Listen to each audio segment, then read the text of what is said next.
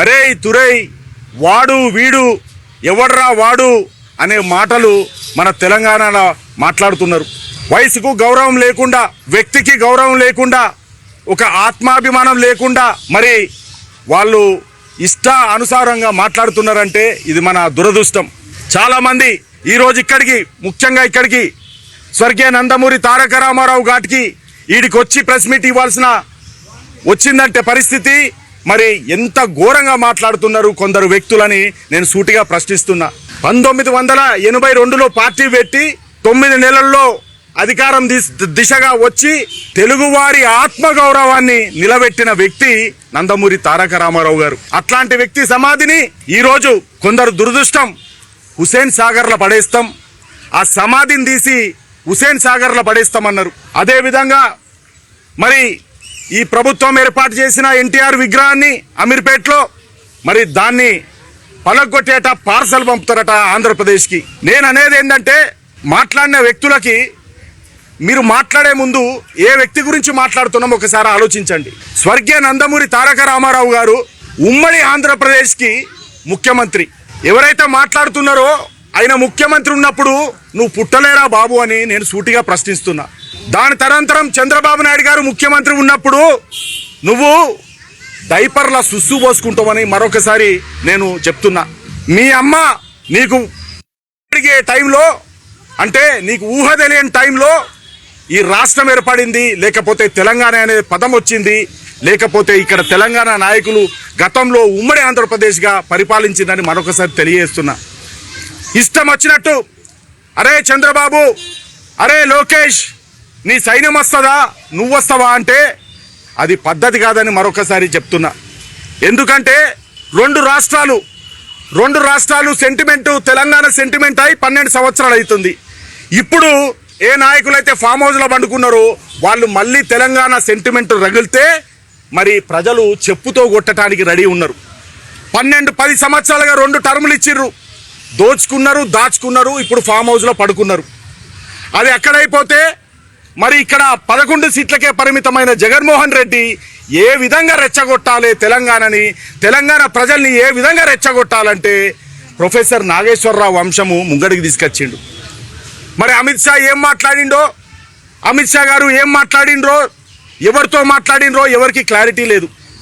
అట్లాంటప్పుడు ఈ మనిషి అమిత్ షా ఈయన instant friend, Chandrababu Naidu instant friend, మరి జగన్మోహన్ రెడ్డి పర్మనెంట్ ఫ్రెండు అని ఎవరికో ఏదో చెప్తే దాన్ని రచ్చగొట్టి దాన్ని ఒక మేధావి వచ్చి ఇంకో మేధావికి చెప్పినట్టు అందరి మేధావులు కలిసి రౌండ్ టేబుల్ కాన్ఫరెన్స్ పెట్టి ఇక తిట్టుడు స్టార్ట్ పెట్టిర్రు. అరే అంటున్నారు, తురే అంటున్నారు, ఎవడు రా అంటున్నాడు. అక్కడ తెలంగాణలో నీకేం పని చంద్రబాబు అంటున్నారు. తెలంగాణ పోలీసు నీకెందుకు రక్షణ కల్పించాలే చంద్రబాబు అంటున్నారు. అరే ఇది ఎక్కడిది రాబాయ్, ఏం చదువుకున్నారు రాబాయ్ మీరంతా, ఎక్కడికి పోతున్నాం రాబాయ్, ఎన్ని సమస్యలు ఉన్నాయి రాబాయ్ ఈ రాష్ట్రంలో. అక్కడ మూసీకాడ సమస్యలు ఉన్నాయి, అక్కడ పోయి మాట్లాడండి. లేకపోతే హైడ్రా కాడ సమస్యలు ఉన్నాయి, అక్కడ పోయి మాట్లాడండి. లేకపోతే రైతులు ధాన్యం రోడ్ల మీద వేస్తారు, అక్కడ పోయి మాట్లాడండి. కానీ ఎవరికి ఎవడైనా పేరు రావాలన్నా లేకపోతే వాడిని గుర్తించాలన్నా చంద్రబాబును తిట్టుడు పెట్టుకున్నారు, లోకేష్ గారిని తిట్టుడు పెట్టుకున్నారు, పవన్ కళ్యాణ్ గారిని తిట్టుడు పెట్టుకున్నారు. అంటే మీకు తిడితేనే రాజకీయమా? నిన్న చెప్పకనే చెప్పిన ఆ మనిషి ఏం చెప్పిండు, మేము త్వరలోనే రాజకీయ పార్టీ పెట్టబోతున్నామని. మరి నువ్వు త్వరలోనే రాజకీయ పార్టీ పెడితే మరి అది సూటిగా చెప్పేది ఉండే, రాజకీయ పార్టీకి వచ్చి కొట్లాడు. ఒక జర్నలిస్టు ముసుగులో, ఒక తెలంగాణ అమరవీరులు కుటుంబాల ముసుగులో, లేకపోతే మేము ఉద్యమకారుల ముసుగులో నువ్వు వచ్చి ఆ రౌండ్ టేబుల్ కాన్ఫరెన్సులు పెట్టి, ఆ సోమాజిగూడ ప్రెస్ క్లబ్ల కాన్ఫరెన్సులు పెట్టి ఇష్టం వచ్చినట్టు తిట్టుకుంటున్నారు. ఒకసారి వాళ్ళు తిడితే ఒకసారి వీళ్ళు తిడుతున్నారు, వీళ్ళు తిడితే వాళ్ళు తిడుతున్నారు. సమాజం ఎక్కడ పోతుందని నేను అంటున్నా. మీరు ఎంత అవునన్నా ఎంత కాదన్నా ఉమ్మడి ఆంధ్రప్రదేశ్ని డెవలప్ చేసింది చంద్రబాబు నాయుడు. ఈ చరిత్ర ఎవడు తీసేయలేడు. అదేవిధంగా తెలంగాణ తెచ్చినోడు, ఇచ్చినోడు, సాధించుకున్నాడు. మరి మనం ఏదైతే అన్నామో, మీరు ఏదైతే జాతిపిత అంటున్నారో కేసీఆర్ గారు కొట్లాడిరు, తెలంగాణ వచ్చింది 10 సంవత్సరాలు అయిపోయింది. 2 సార్లు వాళ్ళకి అధికారం ఇచ్చినాం. అరే మొన్న పార్లమెంట్లో మీరు పోటీ చేస్తే 0 వచ్చిందా మీకు? మీకు ఇంకా ఇక్కడ ప్రజల మ్యాండేట్ అర్థమవుతలేదా? మళ్ళీ తెలంగాణ సెంటిమెంట్ రెచ్చగొట్టాలి, ఇక్కడ ఉన్న ఆంధ్రోళ్ళని రెచ్చగొట్టాలి, ఇక్కడ ఉన్న తెలంగాణ వాళ్ళని రెచ్చగొట్టాలి, ఇక్కడ ఈ పార్టీ ఉండకూడదు. ఎందుకు ఉండకూడదయ్యా? నిన్న మొన్న పెట్టిన పుట్టగొడుగుల పార్టీలు వస్తున్నాయి. ఈ తెలంగాణ గడ్డ మీద తెలుగుదేశం పార్టీ పుట్టింది. ఇక్కడ తెలుగుదేశం పార్టీ హిమాయత్ నగర్ నడి బొడ్డులో పుట్టింది. ఇక్కడ పుట్టింది. తెలుగు వారి ఆత్మ గౌరవం గురించి పెట్టింది.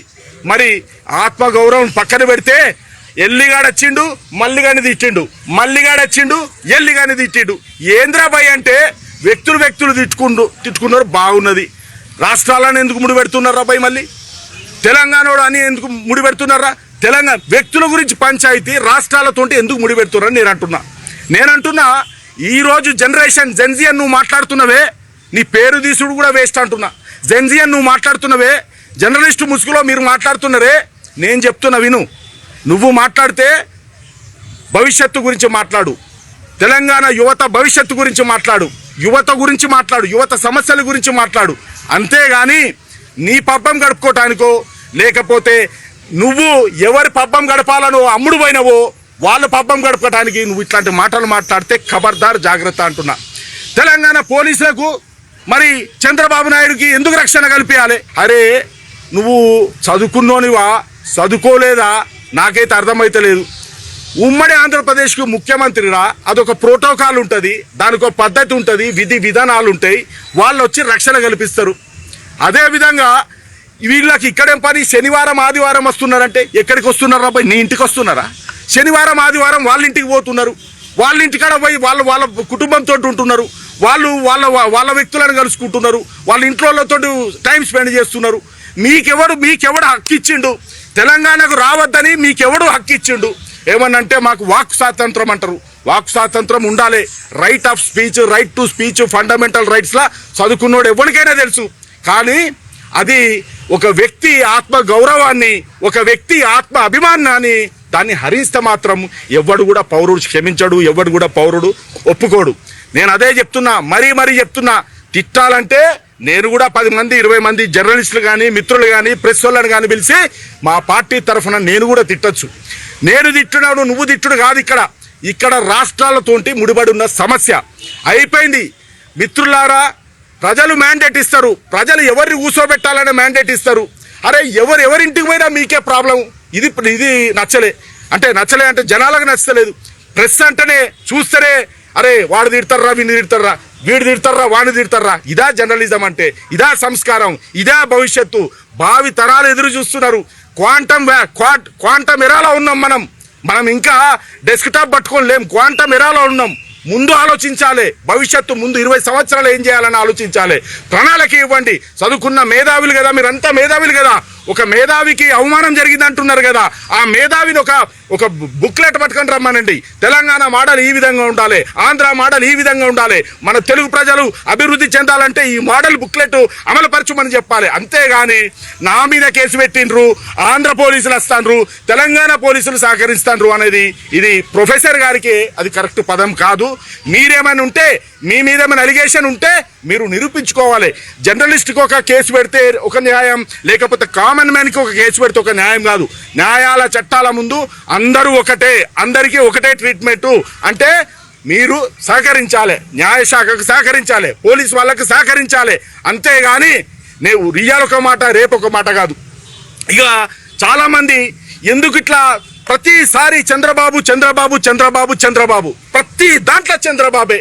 ఆయన అక్కడ పరిపాలన చేసుకుంటాడు. ఆయన అక్కడ అమరావతి ఒక విజన్ ముందు 2047 అని ముందుకెళ్తాడు. ఇక్కడ ఈ ప్రభుత్వం వచ్చి మరి తెలంగాణని ప్రథమ స్థానంలో పెట్టాలని ఈ ప్రభుత్వం ప్రయత్నిస్తుంది. హైదరాబాద్ని చిత్రపటంలో పెట్టాలని ముందుకెళ్తుంది.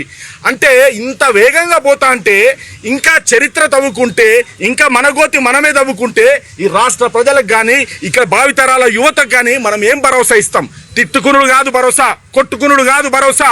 మనము ముందుకెళ్లాల్సింది ఒక విజన్ తోటి. తెలంగాణ వచ్చింది, తెచ్చుకున్నాం, కొట్లాడిన వాళ్ళు కొట్లాడినరు.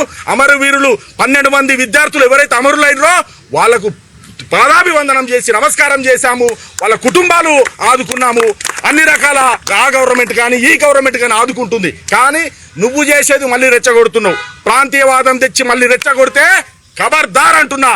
ఆ దల్ పార్టీకి కానీ ఇంకొకటి కానీ మల్లిగాని కానీ ఎల్లిగాని కానీ మరి ఎవరికైనా కూడా చెప్తున్నా, ఇంకొకసారి వాడిని తిట్టుడు వీడిని తిట్టుడు వీడిని తిట్టుడు వాడిని తిడితే మాత్రం మేము కూడా తిట్టుడు స్టార్ట్ చేస్తే మా ఉనికి తెలంగాణ తెలుగుదేశం పార్టీ ఈ కూటమి తోటి ఇక తెలంగాణకి ఎంటర్ అవుతుంది అనగానే ఒక్కొక్కరికి మరి ఎక్కడెక్కడ నడుస్తుందో అర్థమవుతలేదు. మేము ఇంకా ఫీల్డ్ దిగుతే మాత్రం ఎక్కడ కూడా మీ భవిష్యత్తు ఉండదని చెప్తున్నా. చివరిగా ఎన్టీ రామారావు గారి విగ్రహం తీసేస్తాడట, ఆంధ్రాకి పడేస్తాడట, పార్సల్ చేస్తాడట, ఇక రకరకాలు చెప్పాడులే. నేను అనేది ఏంటంటే ఇదే కేసీఆర్ వాళ్ళ కొడుకు పేరు తారక రామారావుని పెట్టుకున్నాడు. మరి ఆయన ఏం చేస్తావు, నువ్వు ఎడబడేస్తావు? ఇది తప్పన్నా. అభిమానం ఉంటుంది, వ్యక్తిత్వం ఉంటుంది, ఆత్మ గౌరవం ఉంటుంది, అవన్నీ కాపాడుకోండి. ఆయనే తెలుగు జాతి గురించి కొట్లాడిన వ్యక్తి, తెలుగు వారి ఆత్మ గౌరవం గురించి కొట్లాడిన వ్యక్తి. అందుకే చెప్తున్నా, ఎన్టీ రామారావు జోలికి రాకుండి. స్వర్గీయ ఎన్టీ రామారావు గారు ఎలక్షన్ టైంలో వాడుకొని దాని తర్వాత పడేసి అట్లా చేయకుండి. ఆయనే 2 రూపాయల కిలో బియ్యం పేదలకు ఇచ్చిండన్నా. అట్లా చెప్పుకుంటా పోతే ఆకలైనోనికి అన్నం పెట్టిన వ్యక్తి అన్నా. నువ్వు పుట్టను కూడా పుట్టలే అన్నా. అందుకే అంటున్నా, తెలుగుదేశం పార్టీకి ఒక చరిత్ర ఉన్నది, ఉమ్మడి ఆంధ్రప్రదేశ్లో చేసిన చరిత్ర ఉన్నది. ఆ చరిత్ర మేము చెప్పుకుంటామన్నా, ముందుకు పోతామని మరొకసారి తెలియజేస్తూ, మా నాయకుడి జోలికి వచ్చిన, మా చంద్రబాబు నాయుడు జోలికి వచ్చిన, మా లోకేష్ గారి జోలికి వచ్చిన, మా కూటమి నేత పవన్ కళ్యాణ్ జోలికి వచ్చిన మరి ఖబర్దార్ అని మరొకసారి తెలియజేస్తున్నా. మేము ఇక్కడ తెలంగాణలో పుట్టినాం, మేము ఇక్కడనే రాజకీయం చేస్తున్నాం, మేము ఇక్కడనే ఉన్నాం. 22 సంవత్సరాల అధికారం లేకున్నా ఇంకా తెలంగాణ క్యాడర్ ఉన్నది, బలంగా ఉన్నది. ఎందుకంటే ఒక్కసారి మేము గుండెల్లో పెట్టుకుంటే తెలంగాణ ప్రజలు ఎవ్వరిని మర్చిపోం. అందుకే చెప్తున్నా, సోదరులారా, నీకు మంచి భవిష్యత్తు ఉన్నది. నువ్వు యువతే, నువ్వు రాజకీయం చేయి, రాజకీయంగా ముందుకురా. కానీ రాజకీయ ముసుగులో వ్యభిచారం చేస్తే మాత్రం తాట తీస్తామని మరొకసారి తెలియజేస్తూ, ఇక్కడికి వచ్చిన మీడియా సోదరులందరికీ పేరు పేరున విలేకరులందరికీ కూడా ధన్యవాదాలు తెలియజేస్తున్నా.